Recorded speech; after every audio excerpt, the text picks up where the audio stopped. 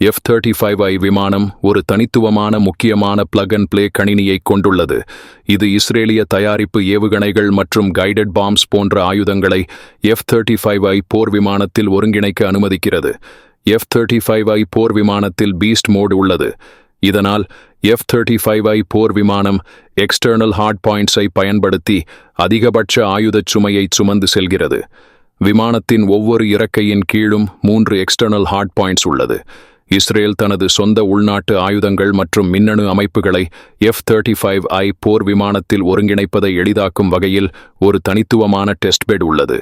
இது வேறு எந்த வெளிநாட்டு F-35 ஆபரேட்டருக்கும் வழங்கப்படாத சலுகையாகும். F-35I போர் விமானத்தில் விமானிகளுக்காக கஸ்டமைஸ்டு ஹெல்மெட் மவுண்டட் டிஸ்ப்ளே உள்ளது.